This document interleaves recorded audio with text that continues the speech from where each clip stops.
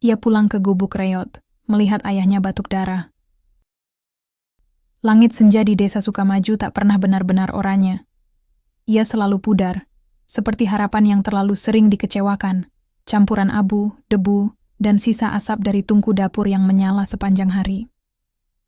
Aku berjalan pelan di antara tumpukan sampah di pinggir jalan desa. Tubuhku membungkuk, tangan kotor mengais botol plastik dan kaleng bekas. Kaos lusuhku sudah menguning, dan celana jeans yang dulu biru kini memutih di lutut karena terlalu sering disikat dengan sabun batangan. Tapi aku tak peduli. Setiap botol yang kutemukan adalah 10 rupiah. Setiap kaleng, 20. Dan 20.000 hari ini berarti obat batuk untuk ayah malam ini. Rumahku bukan rumah, hanya gubuk berdinding anyaman bambu yang mulai lapuk.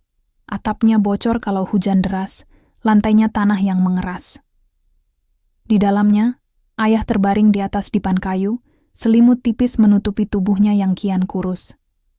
Napasnya berat, kadang tersengal, kadang berhenti sejenak seolah jiwanya ragu mau tinggal atau pergi. Dokter bilang ginjalnya sudah menyerah, tapi rumah sakit tak mau melanjutkan cuci darah kalau utang belum lunas. Dan utang itu, 28 juta rupiah, adalah gunung yang tak mungkin kudaki dengan gaji pemulung. Aku duduk di sampingnya, mengusap keningnya yang dingin. Tenang ya, besok pasti ada jalan, bisikku, meski suara itu terdengar seperti dusta, bahkan di telingaku sendiri. Malam itu, seorang perempuan muncul di depan gubukku. Bukan sembarang perempuan. Ia mengenakan kebaya encim berwarna merah marun, bersulam benang emas di leher dan lengan.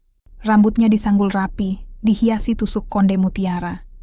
Di jari-jarinya, cincin batu giok dan emas saling beradu saat ia mengangkat tangan untuk mengetuk pintu. Di belakangnya, sebuah Rolls-Royce Phantom hitam mengkilap berhenti perlahan. Lampu depannya menyinari lumpur di jalan seperti sorotan teater. Aku tahu siapa dia. Semua orang di desa tahu. Nyonya Ratna, janda kaya raya yang tinggal di rumah megah bergaya kolonial Belanda di ujung desa, dengan taman luas, kolam ikan koi, dan pagar besi setinggi 2 meter.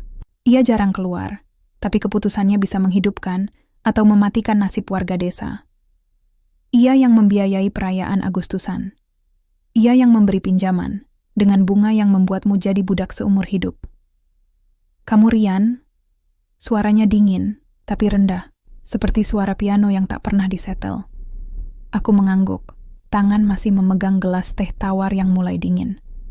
Duduklah, katanya, lalu duduk di bangku bambu tanpa peduli apakah bajunya akan kotor. Aku tahu tentang utangmu. Aku tahu tentang ayahmu. Aku menelan ludah.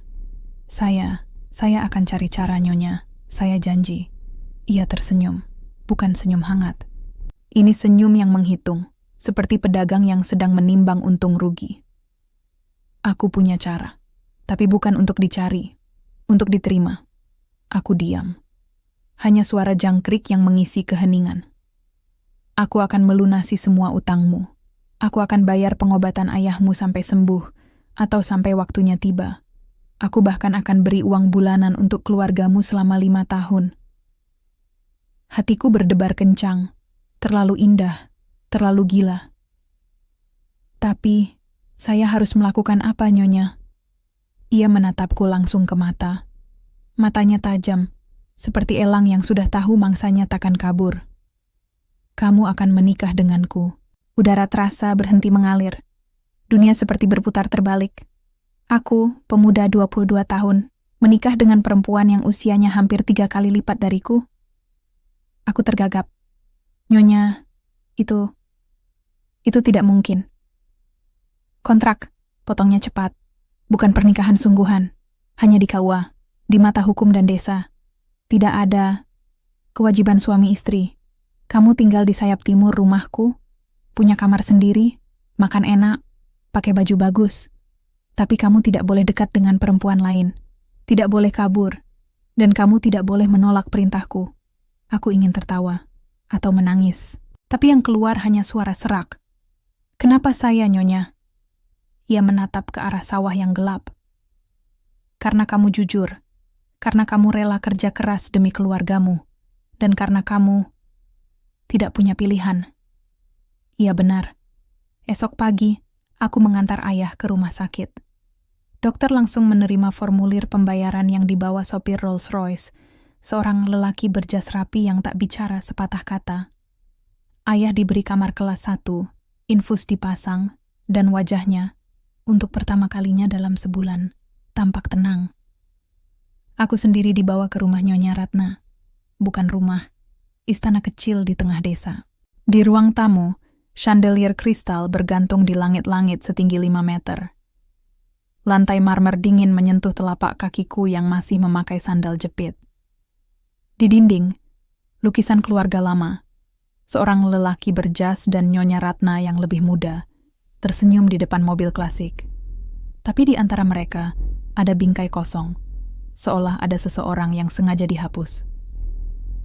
Kamarmu di lantai 2, kata Nyonya Ratna tanpa menoleh. Besok, kita ke KUA. Hari lusa, ada jamuan makan malam. Kamu akan pakai jas Armani yang sudah kusiapkan.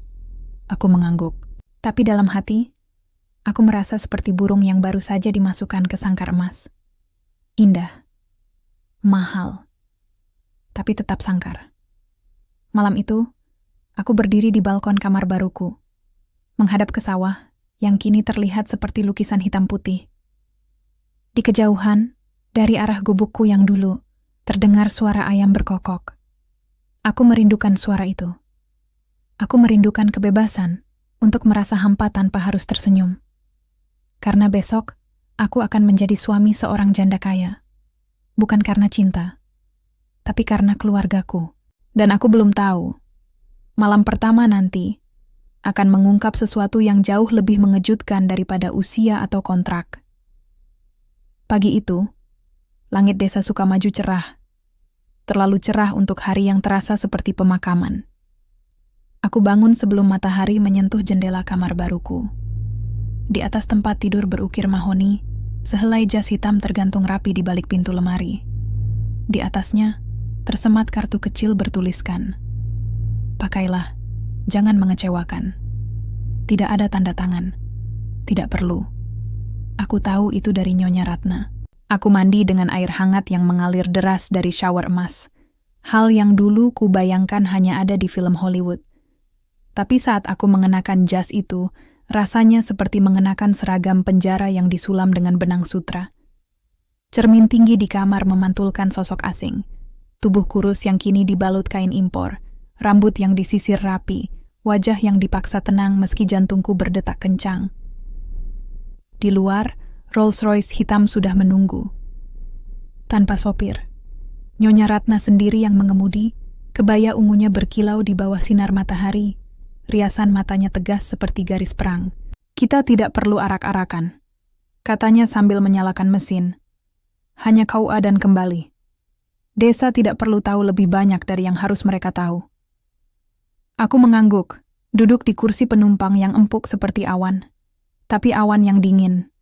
Sepanjang jalan, ia tak bicara. Hanya sesekali menatapku dari kaca spion.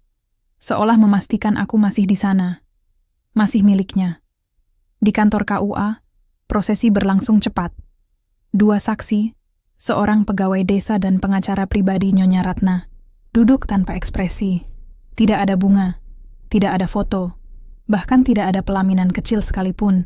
Hanya meja kayu, buku nikah, dan tanda tangan yang terasa seperti cap penghukuman. Aku mengucapkan ijab kabul dengan suara serak. Nyonya Ratna menjawab dengan datar, seolah sedang menyetujui transaksi tanah. Usai akad, kami kembali ke rumahnya. Rumah yang kini secara hukum juga rumahku. Tapi tidak terasa seperti rumah. Lebih seperti museum yang ditinggali hantu masa lalu. Jamuan makan malam digelar sore itu.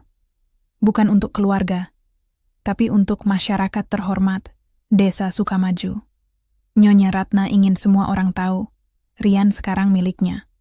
Dan siapapun yang berani mendekat akan tahu konsekuensinya.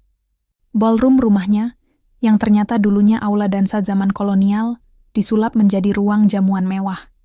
Chandelier raksasa dari Venesia menggantung di tengah, memantulkan cahaya keemasan ke setiap sudut.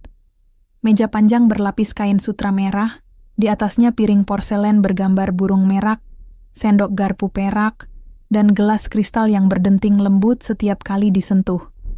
Tamuku, para kepala dusun, lurah, pengusaha kecil, dan istri-istri mereka duduk dengan kaku. Mereka mengenakan batik terbaik, kebaya terbaru, sepatu kulit impor, tapi matanya tak berhenti mengintai. Mengintai diriku, pemuda kampung yang tiba-tiba naik kelas. Ada iri, ada curiga, ada belas kasihan yang disembunyikan di balik senyum. Nyonya Ratna duduk di ujung meja, punggung tegak, dagu sedikit terangkat. Ia menyambut tamu dengan anggukan, bukan jabat tangan. Aku duduk di sampingnya, diam seperti patung hias. Ia memperkenalkanku sebagai suamiku yang setia. Sebuah frasa yang terasa seperti ejekan halus. Rian adalah anak muda berbudi, katanya, suara nyaring tapi terkendali. Ia tahu mana yang benar, dan ia tahu tempatnya. Semua mata menatapku. Aku menunduk, menatap sup jamur di piringku yang belum kusentuh. Rasanya seperti kembali ke sekolah dasar, saat guru memanggilku ke depan karena tak bisa bayar uang SPP. Setelah jamuan usai dan tamu pulang, Nyonya Ratna memintaku berjalan-jalan untuk menenangkan pikiran, katanya. Kami naik ke mobil lagi, tapi bukan kembali ke rumah. Ia mengarahkan Rolls Royce ke pusat desa, ke arah pasar tradisional yang mulai sepi karena senja. Kamu boleh turun, katanya tiba-tiba, tapi jangan lama, dan jangan bicara dengan siapapun. Aku bingung, tapi turun juga. Pasar sore itu sunyi. Hanya tersisa beberapa lapak sayur, gerobak es tebu, dan warung kopi yang mulai membereskan meja. Aku berjalan pelan, merasakan angin desa yang dulu ku benci karena berdebu. Kini terasa seperti pelukan hangat. Di ujung gang, seorang gadis muda sedang membereskan tumpukan kangkung dan bayam. Rambutnya diikat seadanya, kaos putih lengan pendek, celana panjang kain sederhana. Tapi matanya seperti matahari yang tak pernah padam. Ia melihatku. Awalnya ragu, lalu tersenyum, senyum tulus, tanpa niat tersembunyi. Kamu baru di sini, ya? Tanyanya, suaranya lembut seperti daun yang jatuh di permukaan kolam. Aku mengangguk, gugup. Iya, cuman jalan-jalan.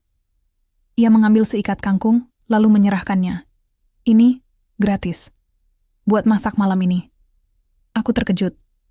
Tapi, kenapa? Karena kamu terlihat capek, katanya sambil tertawa kecil. Dan siapapun yang capek di desa ini, layak dapat kangkung segar. Aku menerima kangkung itu. Jemarinya menyentuh tanganku sebentar. Hangat, jujur, nyata. Untuk pertama kalinya sejak menandatangani kontrak itu, aku merasa seperti manusia, bukan aset. Namaku Kirana, katanya. Rian, jawabku. Ia mengangguk, lalu kembali membereskan lapaknya. Aku berdiri di sana, memegang kangkung itu seperti memegang harapan.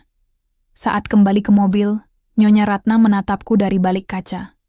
Siapa itu? Penjual sayur, jawabku cepat. Ia tak berkata apa-apa. Tapi matanya menyipit, seperti elang yang melihat mangsa pertamanya. Perjalanan pulang sunyi. Tapi di kepalaku hanya ada satu suara, tawa kecil Kirana, dan janji diam-diam dari seikat kangkung segar. Aku belum tahu siapa dia. Tapi malam itu, untuk pertama kalinya, sangkar emas terasa sedikit lebih ringan. Karena di luar sana, ada seseorang yang tersenyum padaku tanpa mengharapkan apa-apa. Sejak malam itu, aku mulai menemukan alasan untuk pergi ke pasar. Awalnya hanya alasan kecil, butuh bumbu dapur, cari obat tradisional untuk ayah, ingin udara segar. Nyonya Ratna tak pernah menolak, asalkan aku kembali sebelum senja, dan tak lupa membawa daftar belanja yang ia tulis dengan tinta emas di atas kertas krem tebal. Tapi yang kucari bukan bawang merah atau jahe. Yang kucari adalah senyum itu. Senyum Kirana yang tumbuh seperti bunga liar di tengah tanah gersik. Setiap pagi, setelah sarapan sunyi di meja marmer, di mana Nyonya Ratna hanya menyesap teh chamomile tanpa mengucap sepatah kata, aku meminta izin keluar. Ia mengangguk, matanya menyipit sejenak. lalu kembali menatap koran bisnis nasional yang selalu datang tepat jam 7. Aku berjalan kaki ke pasar, kadang naik sepeda ontel tua yang sengaja kusimpan di gudang belakang rumahnya, bukan karena takut ketahuan, tapi karena ingin merasakan kebebasan kecil, angin di wajah, kerikil di jalan, bau tanah basah setelah hujan semalam. Kirana selalu ada di lapak yang sama, di sudut dekat warung kopi Pak Dul. Lapaknya sederhana, terpal biru, keranjang anyaman, dan papan kayu bertuliskan sayur segar Kirana dengan kapur putih yang sering luntur. Tapi kesederhanaannya justru membuatnya bersinar. Ia tak memakai perhiasan, tak mengenakan parfum mahal, tapi ada sesuatu dalam caranya menatap dunia, seolah ia tahu rahasia kebahagiaan yang luput dari orang-orang di rumah megahku. Hari ini kangkung lagi murah, katanya saat melihatku datang. Suaranya seperti alunan gitar akustik di tengah sunyi. Aku bawa uang, jawabku, tersenyum. Senyum pertamaku yang tulus dalam 2 minggu terakhir. Kami mulai berbicara. Bukan percakapan basa-basi, tapi obrolan nyata. Ia bercerita tentang ibunya yang dulu penjual jamu keliling, tentang ayahnya yang hilang saat ia masih kecil, tentang mimpinya membuka kebun sayur organik di lereng Gunung Salak. Aku, dengan hati-hati, bercerita tentang ayah, tentang utang, tentang pekerjaanku dulu sebagai pemulung. Tapi aku tak menyebut nama Nyonya Ratna, tak menyebut pernikahan itu. Aku hanya bilang, sekarang aku tinggal di rumah keluarga, yang baik. Kirana menatapku sejenak, lalu berkata, tapi matamu bilang lain. Aku terdiam, tak ada yang pernah membaca mataku seperti itu. Seiring hari, pertemuan kami menjadi ritual diam-diam. Setiap pagi, aku datang. Kadang kami hanya duduk di bangku kayu depan warung Pak Dul, minum kopi hitam, menatap orang-orang lewat. Kadang ia mengajarkanku cara memilih bayam yang paling segar. Daunnya harus lentur, batangnya tidak terlalu keras. Kadang aku membantunya mengangkat karung beras dari truk sayur. Tangannya kecil, tapi kuat. Seperti hatinya. Tapi di balik kehangatan itu, ketegangan mulai merambat. Desa kecil seperti Sukamaju tak pernah bisa menyimpan rahasia. Apalagi rahasia yang melibatkan Nyonya Ratna. Gosip menyebar cepat, seperti api di musim kemarau. Anak miskin itu sekarang jadi suami Nyonya, tapi sering main mata dengan penjual sayur. Katanya, Rian itu cuma boneka, tapi boneka itu mulai bergerak sendiri. Aku mulai merasakannya. Saat lewat di depan rumah Bu Lestari, ia menutup pintu lebih cepat. Di warung nasi, penjual tak lagi menawarkan sambal favoritku. Bahkan Pak Dul, yang awalnya ramah, mulai bicara lebih pelan saat aku datang, matanya waspada. Suatu pagi, Kirana datang dengan wajah pucat. Mereka bilang aku merusak harga diri keluargamu. Katanya pelan, suaranya bergetar tapi tak menangis. Ada yang bilang kalau aku merebut suami orang. Aku menatapnya, dadaku sesak. Aku bukan suaminya, Kirana. Aku cuma barang yang dipinjam. Ia menggenggam tanganku, cepat, hangat, penuh keyakinan. Tapi kamu manusia, dan manusia punya hati. Jangan biarkan mereka mencuri itu darimu. Aku ingin memeluknya, tapi tak berani. Di desa ini, sentuhan saja bisa jadi senjut. Malam itu, saat kembali ke rumah megah itu, aku disambut oleh suasana yang berbeda. Nyonya Ratna duduk di ruang keluarga, memegang secangkir teh. Di lantai, tergeletak ponselku, terbuka, layarnya menunjukkan riwayat pesan singkat dengan Kirana. Hanya 2 pesan. Aku bawa bawang putih hari ini. Terima kasih. Sampai besok. Siapa Kirana? Tanyanya. Suaranya datar, seperti pisau yang belum diasah, tapi sudah siap memotong. Aku menelan ludah. Teman dari pasar. Teman tidak membuatmu pulang 5 menit lebih lambat selama 5 hari berturut-turut. Jawabnya, lalu berdiri. Kamu lupa kontrakmu, Rian. Kamu bukan milik dirimu sendiri. Kamu milikku. Ia berjalan mendekat. Wewangiannya, campuran melati dan kayu cendana, menyengat hidungku. Kalau kamu ingin ayahmu tetap dirawat, kalau kamu ingin tidak kehilangan segalanya, jauhi gadis itu. Aku mengangguk, tapi di dalam dada, sesuatu mulai retak. Bukan ketakutan yang tumbuh malam itu, tapi amarah yang lahir dari rasa tidak adil, dari harga diri yang diinjak, dari cinta yang mulai tumbuh di tanah yang dilarang. Aku naik ke kamarku, menatap langit malam dari balkon. Di kejauhan, lampu-lampu pasar sudah padam. Tapi aku tahu, di balik gelap itu, ada seseorang yang masih percaya pada kebaikan, meski dunia berusaha menguburnya. Dan untuk pertama kalinya, aku bertanya pada diriku sendiri, apakah pengorbanan yang kubuat demi keluargaku justru menghancurkan jiwaku sendiri? Rumah itu semakin terasa seperti kuburan yang dihiasi emas. Sejak percakapan malam itu, Nyonya Ratna tak lagi berbicara denganku, kecuali untuk memberi perintah. Sarapan disajikan di meja terpisah. Aku makan di sudut ruang makan kecil, sementara ia duduk di meja utama yang cukup untuk 12 orang, menatap kebun belakang dengan tatapan kosong. Kadang, aku melihatnya berdiri berjam-jam di depan cermin besar di lorong utara, menyentuh wajahnya, menyisir rambutnya, lalu tiba-tiba berhenti, seolah teringat sesuatu yang tak ingin diingat. Aku tak lagi diizinkan pergi ke pasar. Alasannya formal. Stok sayur cukup untuk 2 minggu. Tapi aku tahu, ini hukuman. Dan hukuman di rumah ini tidak berupa teriakan atau pukulan, tapi kesunyian yang disengaja, pengawasan yang tak kasat mata, dan ruang gerak yang menciut seperti paru-paru yang kehabisan oksigen. Kamar sayap timur, yang dulu kubayangkan sebagai tempat istirahat, kini terasa seperti sel tahanan mewah. Tempat tidur empuk, tirai sutra, AC yang dingin sempurna, tapi tak ada jendela yang bisa kubuka lebar. Semua kaca dilapisi film keamanan. Aku bisa melihat keluar, tapi tak bisa menyentuh angin. Namun, di tengah penjara ini, kenangan tentang Kirana menjadi oase yang tak bisa dihapus. Senyumnya, suaranya, cara ia menyebut namaku, seperti aku adalah seseorang yang berarti, bukan alat tukar utang. Aku mulai menulis namanya di buku catatan kecil yang kusembunyikan di balik bantal. Hanya satu kata, Kirana. Tapi bagi hatiku, itu adalah doa. Suatu malam, saat Nyonya Ratna pergi menghadiri rapat komite desa, acara tahunan yang membahas pembagian dana bantuan, aku diberi kebebasan terbatas. Boleh keluar kamar, asalkan tidak meninggalkan rumah. Pembantu rumah tangga, Bu Mina, perempuan paruh baya yang sudah mengabdi selama 20 tahun, diperintahkan mengawasiku dari kejauhan. Tapi aku tak ingin kabur. Aku hanya ingin tahu. Ada sesuatu yang mengganjal sejak hari pertama. Foto keluarga di ruang tamu itu, dengan bingkai kosong di tengah, tak pernah bisa kulupakan. Siapa yang dihapus?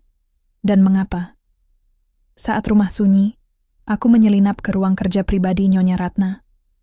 Ruangan itu selalu dikunci.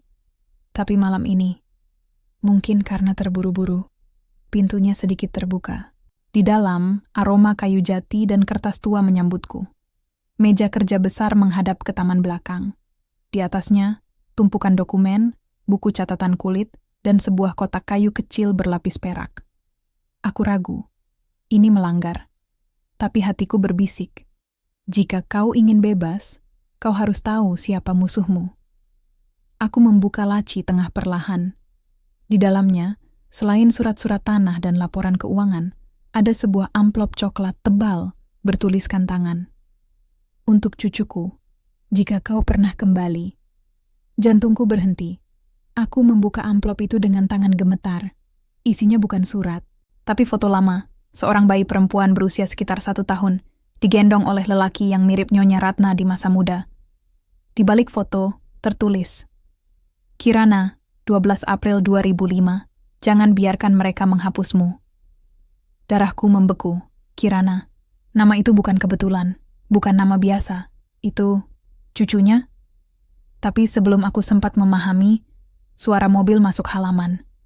Aku buru-buru menutup laci, menyamarkan jejak, lalu berlari kembali ke kamarku, napas tersengal-sengal.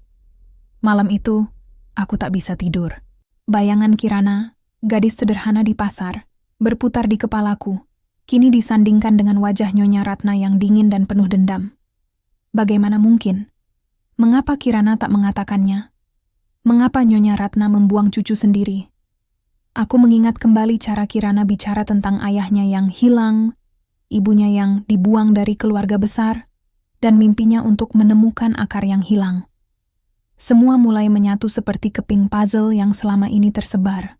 Tapi yang lebih menghantui bukan hanya identitas Kirana, tapi sesuatu yang kulihat di laci sebelah. Dokumen berkop resmi desa, tanda tangan palsu, dan daftar nama warga yang tanahnya dibeli dengan harga murah, lalu dijual ke pengembang dengan keuntungan puluhan kali lipat. Di bagian bawah, tertera cap tangan Nyonya Ratna, dan tanggal yang masih baru, 3 bulan lalu. Itu bukan sekadar keserakahan, itu kejahatan. Dan aku, suaminya secara hukum, mungkin satu-satunya orang di dalam rumah ini yang tahu. Keesokan pagi, Nyonya Ratna memanggilku ke ruang sarapan.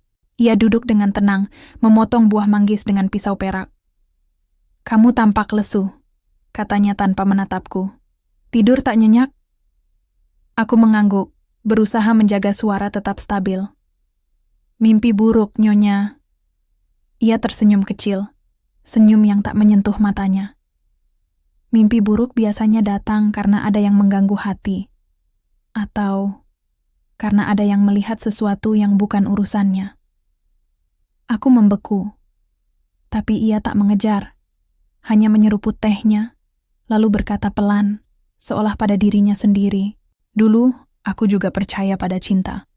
Sampai cinta itu mengkhianatiku, dan meninggalkanku dengan luka yang tak pernah sembuh." Aku menatapnya, untuk pertama kalinya, tidak sebagai majikan, tapi sebagai manusia yang terluka. Dan di balik semua dinginnya, di balik semua kekuasaannya, aku mulai melihat Nyonya Ratna bukan monster. Ia korban masa lalu yang kini menciptakan neraka kecil untuk orang lain, agar tak sendirian menderita. Tapi itu tidak memaafkannya, karena sementara ia terjebak di masa lalu, Kirana, cucunya yang ia buang, justru berdiri di masa kini dengan tangan terbuka dan hati yang masih utuh. Dan aku harus memilih. Tetap diam di sangkar emas, atau berdiri di sisi kebenaran, meski itu berarti jatuh ke jurang.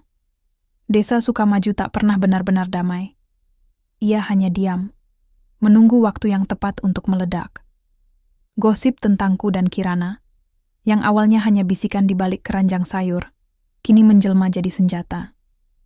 Di warung nasi, di masjid usai sholat Jumat, bahkan di pos ronda malam, namaku disebut dengan nada merendahkan. Anak yang tak tahu terima kasih. Suami kontrak yang mau selingkuh. Pemulung yang lupa daratan. Tapi yang paling menyakitkan bukan tentang diriku, melainkan tentang Kirana. Suatu pagi, aku nekat menyelinap keluar lewat pintu belakang rumah, memanfaatkan saat Nyonya Ratna sedang mandi, dan berjalan cepat ke pasar. Tapi sesampainya di sana, lapak Kirana kosong. Tak ada kangkung, tak ada bayam, tak ada senyum hangat yang selalu menyambutku. "Dia tidak jualan lagi," kata Ibu Surti. Penjual tahu di sebelah. Suaranya rendah, matanya menghindar. "Kemarin, Bu Lurah datang. Bilang kalau Kirana merusak nama baik keluarga Nyonya Ratna. Katanya, kalau dia tetap jualan, semua pedagang di sini akan kehilangan izin berjualan." Aku terpaku. Tapi, dia tidak salah. Kami hanya bicara. "Di desa ini, Rian," potong Ibu Surti. "Cukup dengan tatapan lama untuk dianggap berdosa." Aku berlari ke rumah kecil di pinggir sawah, tempat Kirana tinggal bersama ibunya yang sakit-sakitan. Pintunya terkunci, tapi dari balik jendela, kulihat bayangan Kirana duduk di lantai, memeluk lututnya. Wajahnya pucat, rambutnya tak disisir. Di tanah, tergeletak keranjang sayur yang robek. Aku mengetuk pelan. Ia membuka pintu, matanya sembab. Tapi tidak menangis. Kirana bukan tipe yang menangis di depan orang lain. Air matanya menguap jadi kekuatan. "Mereka menjauhiku," katanya pelan. "Tukang sayur lain tak mau bagi stok denganku. Pedagang sayur keliling tidak mau ambil daganganku. Bahkan Pak Dul bilang, Dia tak bisa kasih kopi gratis lagi. Takut Nyonya Ratna tarik sumbangan untuk acara kampung. Aku merasa seperti gagal. Aku yang menariknya ke dalam pusaran ini. Aku yang membuatnya dikucilkan. Maafkan aku. Bisiku, suaraku serak. Ia menggeleng. Jangan minta maaf. Kamu tidak melakukan kesalahan.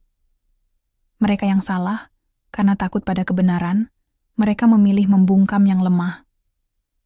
Ia masuk sebentar, lalu keluar lagi dengan secarik kertas lipat, memberikannya padaku.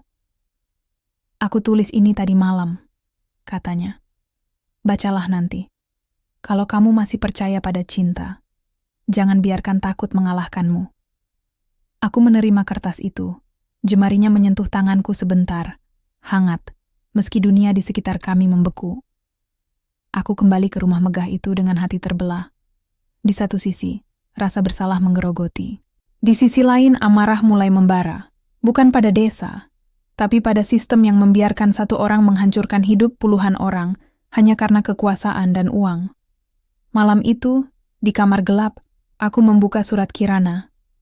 Rian, aku tahu siapa dia. Aku tahu siapa aku. Dan aku tahu, kau bukan miliknya. Cinta bukan soal status atau usia. Cinta adalah keberanian untuk tetap jujur, meski seluruh desa menuduhmu dusta. Kalau kau percaya padaku, temui aku di gudang tua di ujung sawah, 3 malam dari sekarang, saat bulan purnama. Aku akan membawakan kangkung segar, meski tak ada yang mau membelinya. Kirana, aku menatap surat itu lama, lalu menyembunyikannya di balik bantal, di samping nama yang kusembunyikan sebagai doa. Tapi sebelum aku sempat merencanakan apapun, keesokan harinya, Nyonya Ratna mengumumkan kabar mengejutkan di meja makan. Ayahmu kondisinya memburuk, katanya. Suaranya tenang seperti sedang membaca cuaca. Rumah sakit bilang butuh transfusi darah langka, tapi mereka hanya mau lanjutkan perawatan. Jika kamu berhenti bertemu dengan Kirana, secara permanen. Aku menatapnya. Mataku tak lagi takut, tapi penuh pertanyaan. Kenapa kau membencinya begitu dalam? Tanyaku pelan. Ia menatapku lama. Lalu, untuk pertama kalinya, suaranya retak. Karena dia pengingat bahwa aku pernah gagal sebagai ibu dan sebagai nenek. Aku tak mengerti sepenuhnya, tapi aku tahu satu hal. Nyonya Ratna tak hanya melawan cintaku. Ia melawan masa lalunya sendiri, dan Kirana adalah cermin yang tak ingin ia hadapi. Malam itu, aku berdiri di balkon, menatap ke arah gubuk Kirana yang redup. Aku tahu, jika aku pergi menemuinya, ayah mungkin kehilangan kesempatan terakhirnya. Tapi jika aku tetap di sini, jiwaku akan mati perlahan. Dan di tengah pergulatan itu, aku menyadari sesuatu yang lebih menakutkan. Nyonya Ratna tak hanya mengancam dengan uang atau kekuasaan. Ia tahu cara paling kejam untuk menghukum orang, dengan memaksa mereka memilih antara keluarga dan cinta sejati. Hujan turun deras selama 3 hari berturut-turut. Tak biasa di musim kemarau. Orang-orang desa bilang itu pertanda buruk. Langit menangisi dosa yang disembunyikan. Aku ingin percaya itu hanya tahayul. Tapi setiap tetes hujan yang menghantam atap marmer rumah ini terasa seperti tangisan ayah yang tak bisa kudengar. Sejak ancaman Nyonya Ratna, aku tak pernah lagi menyebut nama Kirana. Aku patuh.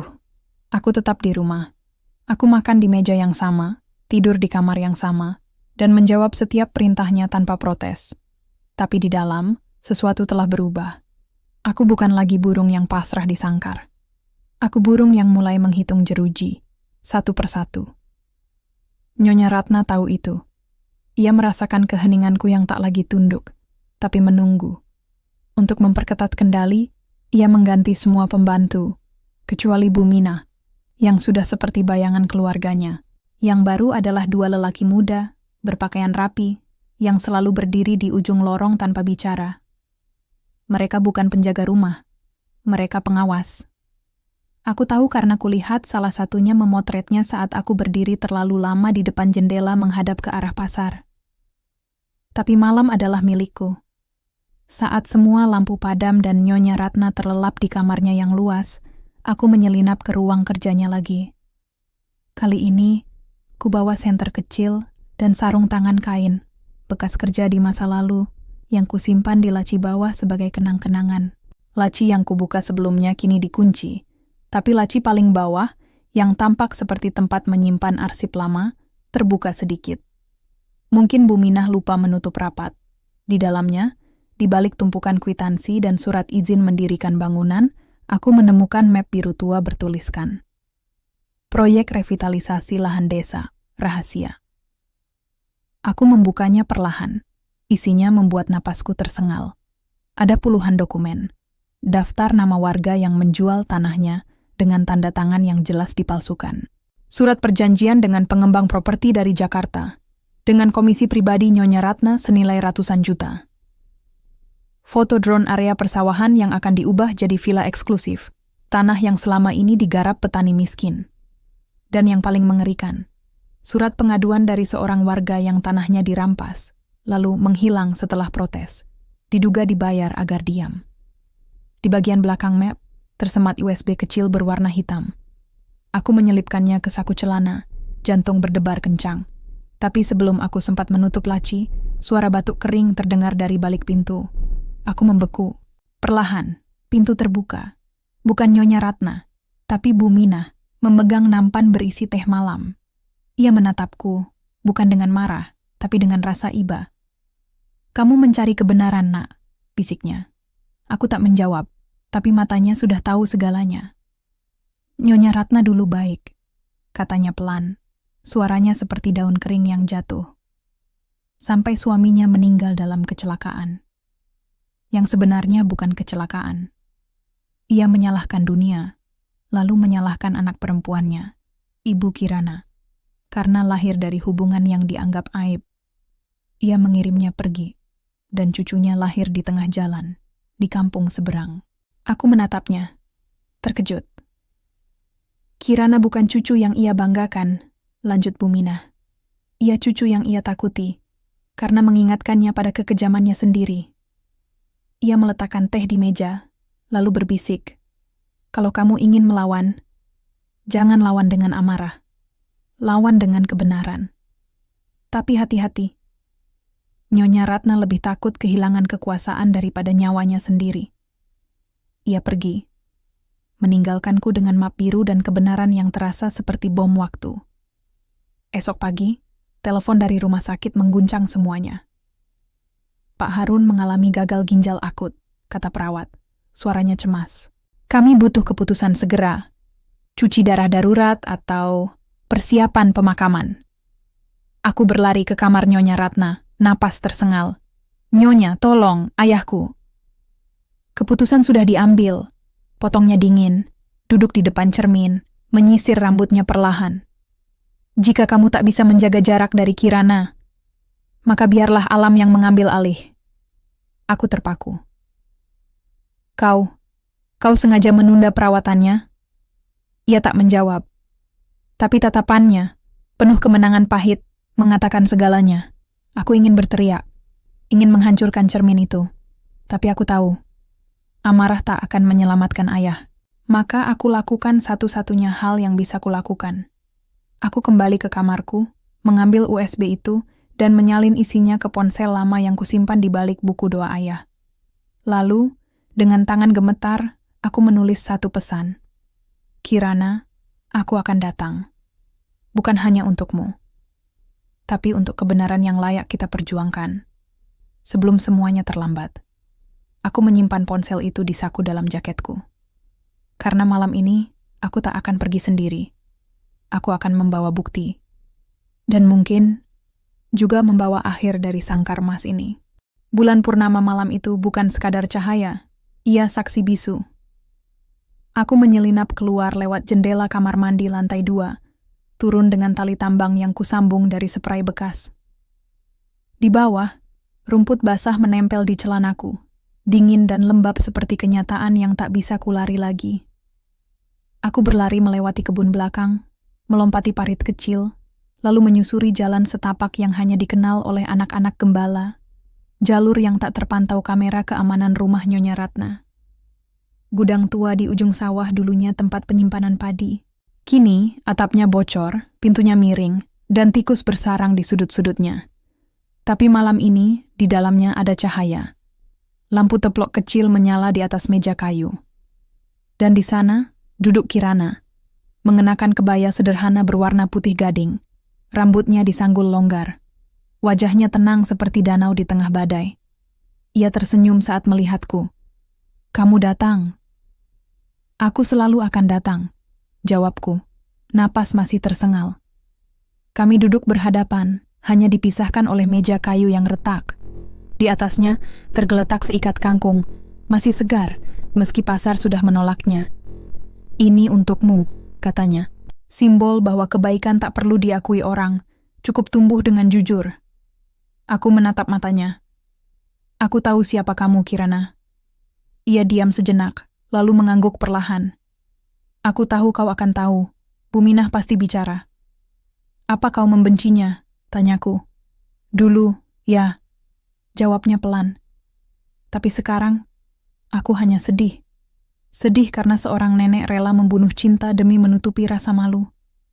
Ia mengeluarkan sesuatu dari tas kainnya, sebuah surat lama, kertasnya menguning. "Ini surat terakhir ibuku sebelum ia meninggal." Ia menulis, "Jangan pernah membenci Nyonya Ratna. Ia adalah ibuku yang patah. Dan orang yang patah seringkali melukai orang yang ia cintai agar merasa kuat kembali." Air mata menggenang di matanya, tapi tak jatuh. "Aku kembali ke desa ini bukan untuk balas dendam, tapi untuk menunjukkan bahwa cinta itu masih ada. Meski dihancurkan, ia bisa tumbuh lagi." Aku menggenggam tangannya, hangat, nyata, milikku. "Malam ini," kataku, suara bergetar, "aku ingin ini jadi malam pertama yang sesungguhnya. Bukan sebagai suami Nyonya Ratna, tapi sebagai Rian, pemuda yang mencintaimu tanpa syarat." Ia menatapku lama, lalu perlahan ia mendekat. Bibir kami hampir bersentuh. "Apa ini?" Suara itu menggelegar seperti petir. Kami terlonjak. Pintu gudang terbanting terbuka. Di ambang pintu, berdiri Nyonya Ratna, mengenakan jubah sutra ungu, rambutnya terurai, wajahnya pucat, tapi mata menyala seperti bara api. Di belakangnya, dua pengawas berdiri kaku, lampu senter mereka menyilaukan. "Jadi ini yang kau lakukan," geramnya. Suaranya bergetar antara amarah dan luka. Kau berani mendekati cucuku?" Waktu seolah berhenti. "Cucuku." Kata itu menghantamku seperti palu godam. Tapi bukan karena kaget, aku sudah tahu. Yang menghancurkanku adalah cara ia mengucapkannya. Bukan dengan kebanggaan, tapi dengan kepahitan. Seolah Kirana adalah noda yang tak bisa dihapus dari kain putih keluarganya. Kirana berdiri, tubuhnya gemetar tapi tegak. "Aku bukan milikmu untuk dikendalikan, Nek. Aku manusia. Dan aku mencintai Rian. Bukan karena status, tapi karena ia satu-satunya orang yang melihatku. Bukan sebagai cucu Nyonya Ratna, tapi sebagai Kirana." "Diam!" bentak Nyonya Ratna. Suaranya pecah. "Kau tidak tahu apa-apa. Kau tidak tahu betapa dunia ini kejam pada perempuan seperti ibumu. Dan kau datang kembali, membawa aib yang sama." "Aib?" Kirana tertawa getir. "Aib bukan lahir dari cinta, Nek. Aib lahir dari kebohongan, dari takut, dari keengganan mengakui kesalahan." Nyonya Ratna melangkah maju, tangannya terangkat seolah ingin menampar, tapi berhenti di udara. Matanya menatap Kirana, lalu aku, lalu kembali ke Kirana. Dan di sana, untuk pertama kalinya, kulihat sesuatu yang tak pernah kuduga, keraguan. Tapi ia menutupnya dengan kemarahan. "Besok semua ini berakhir," katanya dingin. "Rian, kau akan tanda tangan surat pernyataan bahwa hubunganmu dengan Kirana adalah tipuan untuk menjatuhkanku. Kalau tidak, ayahmu mati tanpa perawatan, dan Kirana akan diusir dari desa ini selamanya." Ia berbalik, jubahnya berkibar. "Bawa dia pulang," perintahnya pada pengawas. salah satu pengawas menarik lenganku paksa. Tapi sebelum aku dibawa pergi, Kirana berteriak, "Rian, jangan takut. Kita punya senjata, dan kebenaran selalu menang." Aku menoleh. Matanya bersinar, bukan karena air mata, tapi karena keyakinan. Malam itu, aku kembali ke rumah megah itu bukan sebagai suami yang patuh, tapi sebagai musuh yang telah melihat wajah asli sang raja. Dan untuk pertama kalinya, aku tak takut lagi. Karena cinta sejati bukan soal menyentuh, tapi soal berdiri berdampingan. Meski seluruh dunia berusaha memisahkan. Pagi setelah malam di gudang tua, langit desa Sukamaju kelabu, seolah menangguhkan hujan hanya untuk memberi waktu pada takdir menyelesaikan urusannya. Aku dikurung di kamar, bukan dengan gembok, tapi dengan ancaman. Kalau kamu keluar, ayahmu tak akan melihat matahari sore hari ini. Nyonya Ratna tahu cara menusuk jantungku tanpa pisau. Dan aku, meski benci, terpaksa menurut. Tapi di dalam kepala, rencana mulai tersusun. Kirana telah menyebut senjata, dan aku tahu apa itu. Dokumen di USB, surat tanah palsu, daftar korban diam-diam yang tak berani bersuara. Yang kubutuhkan hanyalah satu jalan keluar. Kesempatan itu datang siang hari saat telepon dari rumah sakit berdering. Perawat memberi kabar. Ayahku minta bertemu. Terakhir kalinya. Nyonya Ratna mengizinkanku pergi. Tentu saja dengan pengawalan ketat. Tapi di dalam mobil Rolls-Royce yang dulu ku benci, aku melihat celah. Saat mobil berhenti di lampu merah dekat pasar lama, aku pura-pura mual, meminta berhenti sebentar. Pengawas ragu, tapi akhirnya menuruti. Lagi pula, kemana aku bisa lari? Di balik warung nasi, aku menemukan Kirana menunggu, mengenakan jilbab sederhana dan jaket besar, menyamar agar tak dikenali. Kami hanya punya 3 menit. Ini kontak wartawan investigasi dan LSM anti korupsi desa, bisiknya, menyelipkan secarik kertas ke saku jaketku. Namanya Mas Arya. Dia pernah menurunkan kepala desa sebelumnya karena suap. Percayalah padanya. Aku mengangguk. Tapi bagaimana kita membuktikan semuanya tanpa bukti fisik? USB-nya masih di tanganmu? Tanyanya. Masih. Tapi aku tak bisa membawanya keluar. Kalau begitu, katanya matanya tajam, kita bocorkan isi USB tanpa membawa USB-nya. Ia menjelaskan rencana cepat. Aku akan mengingat nama-nama kunci, tanggal transaksi, dan nomor rekening dari dokumen itu. Lalu, dari rumah sakit, tempat yang tak diawasi ketat, aku akan menelepon Mas Arya dan mendikte semuanya. Tapi Nyonya Ratna bisa melacak ponselku, kataku. Maka jangan pakai ponselmu, jawab Kirana. Pakai telepon umum di depan apotek. Dan setelah itu, jangan kembali ke rumahnya. Aku menatapnya. Kalau aku kabur, ayahmu sudah siap, potongnya pelan. Aku sudah bicara dengan perawat. Mereka akan tetap merawatnya, dengan dana dari sumbangan warga yang diam-diam mendukungmu. Aku terkejut. Warga mendukungku? Karena mereka tahu, katanya, suaranya penuh keyakinan, bahwa kau bukan pemberontak yang serakah, kau korban yang berani bersuara. Kami berpelukan cepat, hangat, penuh harapan, dan perpisahan yang mungkin terakhir. Di rumah sakit, ayah terbaring lemah, tapi matanya masih tajam. Saat melihatku, ia tersenyum, senyum yang kurasakan di tulang. Kamu sudah menemukan jalannya, nak, bisiknya. Aku menggenggam tangannya. Belum ya, tapi aku tahu arahnya. Ia menatapku lama, lalu berkata, suaranya hampir tak terdengar. Jangan korbankan jiwamu. Demi kesalahanku. Air mataku jatuh. Tapi aku tak menangis keras. Aku hanya berjanji dalam hati. Aku akan menang. Untukmu. Untuk Kirana. Untuk semua yang tak berani bicara. Sore itu, setelah kembali ke rumah megah itu, aku pura-pura menyerah. Aku tanda tangan surat pernyataan palsu. Tapi sengaja salah menulis tanggal. Agar dokumen itu tak berlaku hukum. Nyonya Ratna tak memeriksa. Ia terlalu yakin akan kemenangannya. Malam harinya, saat semua tidur, aku keluar diam-diam, Bukan lewat jendela, tapi lewat terowongan kecil di gudang anggur bawah tanah yang dulu kubaca di buku arsitektur rumah ini. Di telepon umum depan apotek, aku menelepon Mas Arya. Suaraku bergetar, tapi jelas. Aku sebutkan semuanya. Nama pengembang, nomor rekening, tanggal transaksi, bahkan tanda tangan palsu yang meniru gaya tulisan Lurah Sukamaju. Ini cukup untuk membuka penyelidikan, katanya. Tapi butuh saksi dan bukti fisik. Bukti fisik ada di rumahnya, jawabku. Tapi aku tahu di mana. Dan ada seseorang di dalam yang bisa membantu. Bu Minah. Esok pagi, kabar mengejutkan datang bukan dari rumah sakit, tapi dari desa. Kirana telah berdiri di depan balai desa, mengumumkan pada semua warga. Nyonya Ratna merampas tanah kalian. Tapi bukan hanya itu. Ia juga mencuri masa depan cucunya sendiri.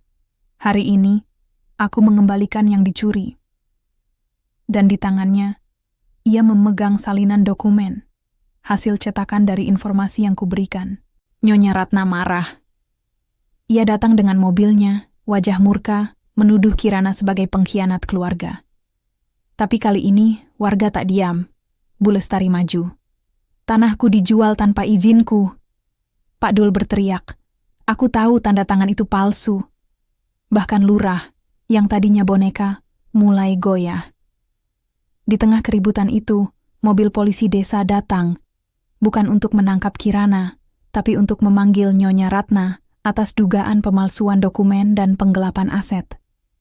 Ia menatap Kirana dengan mata penuh luka. Kau lakukan ini padaku, setelah semua yang kulakukan untuk keluarga ini? Kirana menatapnya dengan tenang. Kau tak pernah melakukan apa-apa untuk keluargamu, Nek. Kau hanya mencoba mengubur rasa malumu, dan kami jadi korbannya. Malam itu, aku tak kembali ke rumah megah itu. Aku tidur di warung kopi Pak Dul, di atas dipan kayu yang keras. Tapi untuk pertama kalinya dalam berbulan-bulan, aku tidur nyenyak, karena sangkar emas telah retak, dan burung di dalamnya akhirnya belajar terbang. Hujan turun lagi malam itu, lebat, tanpa ampun, seolah langit ikut berduka. Aku baru saja tertidur di depan warung Pak Dul ketika telepon berdering, bukan dari rumah sakit, tapi dari perawat pribadi ayah yang diam-diam tetap menjaganya, meski Nyonya Ratna telah menarik semua dana. Pak Harun, minta kamu datang, katanya, suaranya bergetar. Katanya, ini terakhir kalinya. Aku tak sempat memakai sepatu. Aku berlari di tengah hujan, lumpur menyedot kakiku, tapi tak kuhiraukan. Setiap langkah terasa seperti doa yang kusampaikan tanpa kata. Di kamar rumah sakit, ayah terbaring tenang, terlalu tenang. Napasnya pelan, seperti daun yang jatuh di permukaan kolam. Matanya terbuka, menatapku dengan penuh kasih. Kamu datang, bisiknya. Aku duduk di sampingnya, menggenggam tangannya yang dingin. Aku di sini ya. Ia tersenyum, senyum yang sama yang dulu menyambutku pulang dari sekolah, dari memungut sampah, dari setiap kegagalan hidupku. Jangan menangis, Nak. Hidup ini bukan soal berapa lama kita bertahan, tapi untuk apa kita bertahan. Aku mengangguk. Air mata bercampur hujan di wajahku. Kamu sudah melakukan yang benar, lanjutnya, suaranya semakin lemah. Jangan biarkan dendam menggantikan keadilan, dan jangan biarkan cinta menjadi alasan untuk takut. Ia menarik napas panjang, lalu berhenti. Monitor di sampingnya berbunyi panjang. Bip, bip, bip. Dunia berhenti berputar. Aku memeluk tubuhnya yang mulai dingin, berteriak dalam diam, menangis tanpa suara. Bukan karena kehilangan, tapi karena untuk pertama kalinya, aku merasa benar-benar sendiri. Tapi di tengah kesedihan itu, perawat menyerahkan sebuah amplop kecil. Ini surat terakhirnya untukmu. Aku membukanya dengan tangan gemetar. Anakku Rian yang baik, jika kau membaca ini, berarti aku sudah pergi. Tapi jangan kau kubur dirimu bersamaku. Aku tahu kau rela menikahi Nyonya Ratna demi aku. Tapi pengorbanan terbesar bukanlah memberi nyawamu untuk orang lain, melainkan berani mengambil kembali nyawamu sendiri. Lawanlah dia. bukan dengan kebencian, tapi dengan kebenaran yang kau pegang erat-erat. Dan kalau kau mencintai Kirana, jangan biarkan masa laluku jadi rantai masa depanmu. Hiduplah, bahagialah. Ayah. Aku menatap surat itu lama, lalu melipatnya rapi dan menyelipkannya ke dalam dompet, tepat di samping foto Kirana yang kurekam diam-diam dari pasar. Pagi berikutnya, jenazah ayah dibawa pulang. Nyonya Ratna tak datang, tapi mengirim karangan bunga besar dengan pita hitam bertuliskan, "Untuk keluarga yang setia." Aku merobek pita itu dan melemparkannya ke parit. Kematian ayah bukan akhir. Ia justru menjadi pemantik. Kirana datang ke pemakaman, diam, bersahaja, berdiri di belakang warga yang mulai berani menunjukkan simpati. Ia tak bicara, tapi tatapannya berkata segalanya. Kita belum selesai. Di malam harinya, kami bertemu di warung kopi yang kini jadi markas kecil perlawanan. Mas Arya, wartawan investigasi, sudah menunggu. Di meja, tersebar salinan dokumen, laporan sementara polisi, dan daftar saksi yang siap bersaksi. Kami butuh satu hal lagi, kata Mas Arya. Bukti fisik asli. Tanpa itu, ini hanya tuduhan. Aku menatap Kirana. Ada satu orang yang bisa membantu. Malam itu, Bu Minah menyelinap keluar dari rumah megah itu, membawa map biru tua yang kusembunyikan sebelumnya, beserta USB asli. Matanya berkaca-kaca. Nyonya Ratna tahu aku yang membocorkan, katanya pelan. Tapi aku tak peduli. Aku sudah mengabdi selama 27 tahun. Cukup. Ia menyerahkan map itu padaku. Ini bukan hanya bukti. Ini warisan. Warisan kebenaran yang harus kalian lanjutkan. Keesokan harinya, Mas Arya menurunkan laporan eksklusif di media nasional. Nyonya Ratna, janda kaya desa Sukamaju, diduga libatkan diri dalam skema penggelapan lahan dan pemalsuan dokumen selama 15 tahun. Berita itu meledak. Polisi dari kabupaten datang. Tanah-tanah yang dirampas mulai dikembalikan. Dan yang paling mengejutkan, Nyonya Ratna tak melawan.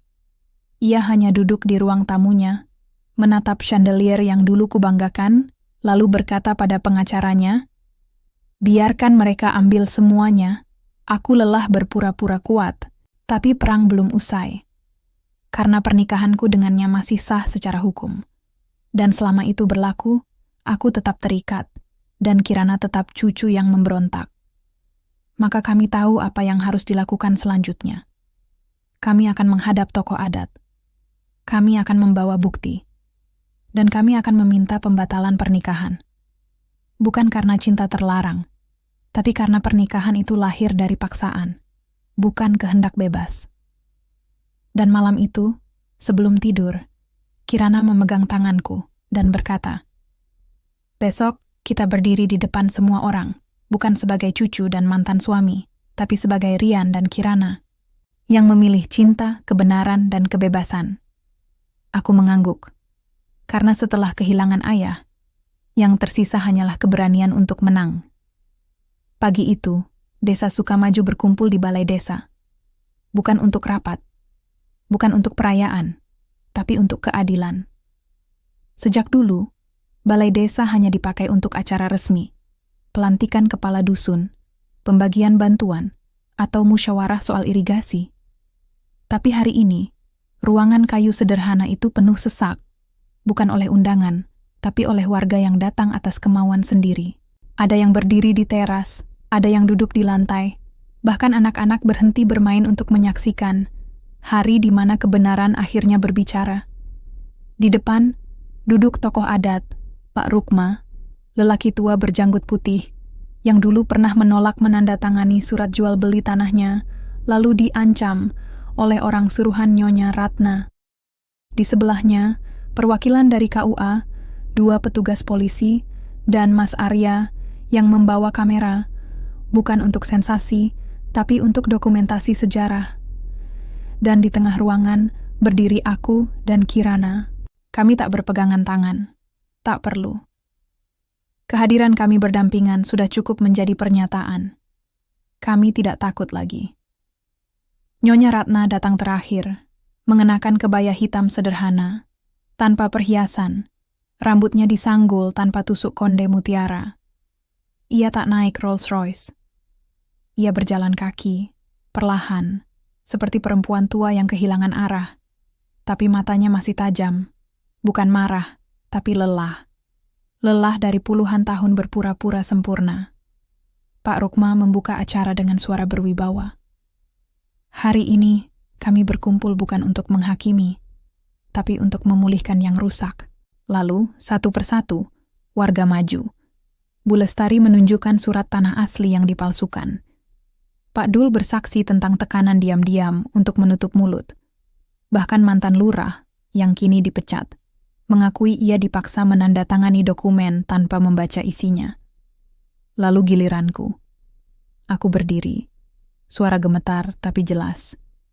Saya menikah dengan Nyonya Ratna bukan karena cinta, tapi karena utang, karena ancaman, karena saya ingin menyelamatkan ayah saya. Aku menatap wajah-wajah di hadapanku. Ada yang menangis, ada yang mengangguk, ada yang menunduk malu karena dulu pernah menghujatku. Pernikahan itu tidak sah secara moral, karena lahir dari paksaan, dan hukum adat kita di desa ini selalu mengutamakan kehendak bebas. Kirana maju. Dan saya, cucu kandung Nyonya Ratna, datang bukan untuk menuntut warisan, tapi untuk meminta pengakuan, bahwa cinta tak perlu disembunyikan, dan keluarga tak boleh jadi alasan untuk kejam. Semua mata menatap Nyonya Ratna. Ia diam lama. Lalu pelan, ia berdiri. Saya mengakui semuanya, katanya, suaranya parau.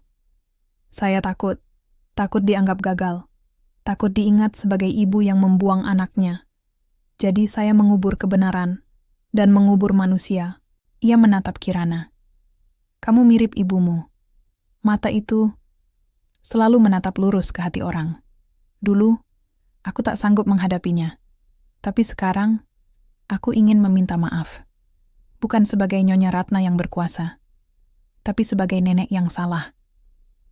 Air mata pertama jatuh dari matanya, dan itu lebih berharga daripada semua emas di rumahnya. Pak Rukma mengangguk.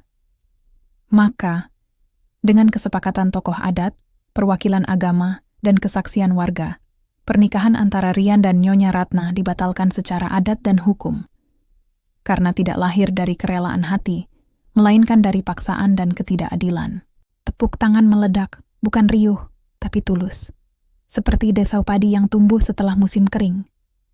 Beberapa minggu kemudian, rumah megah Nyonya Ratna disegel sementara. Ia pindah ke rumah kecil di pinggir desa, bekas rumah penjaga kebun, dan mulai mengajar anak-anak membaca di teras rumahnya. Tak ada lagi chandelier, tapi ada tawa. Aku dan Kirana membuka warung kopi kecil di pinggir sawah, tepat di tempat kami pertama kali bertemu. Namanya sederhana, Kangkung and Kopi. Di dinding, tergantung foto ayahku, dan di sampingnya, surat dari Nyonya Ratna yang ditulis dengan tangan. Untuk Rian dan Kirana, maafkan aku yang terlalu lama buta. Kalian mengajarkanku bahwa cinta sejati bukan soal kehormatan, tapi keberanian untuk memaafkan, termasuk memaafkan diri sendiri. Jagalah satu sama lain. Nenek Ratna. Setiap pagi, Kirana menyiram tanaman di teras. Aku menyeduh kopi. Pelanggan datang, bukan karena mewah, tapi karena di sini semua orang boleh jujur. Dan di malam hari, ketika bulan menyinari sawah, kami duduk berdua di bangku kayu, menatap langit yang tak lagi terasa asing. Kau pernah menyesal? Tanyaku suatu malam. Ia tersenyum. Menyesal karena butuh waktu lama untuk percaya bahwa cinta bisa menang? Aku menggenggam tangannya. Aku juga. Kami diam sejenak, menikmati keheningan yang damai. Karena kami tahu, kemenangan bukan soal menghancurkan musuh, tapi soal membangun kembali yang rusak, dengan tangan yang pernah terluka, tapi tetap memilih untuk menyembuhkan. Dan di desa kecil ini, di antara kangkung segar dan secangkir kopi hitam, kami menemukan sesuatu yang lebih berharga daripada emas. Kebebasan untuk mencintai, tanpa syarat, tanpa takut, tanpa sangkar.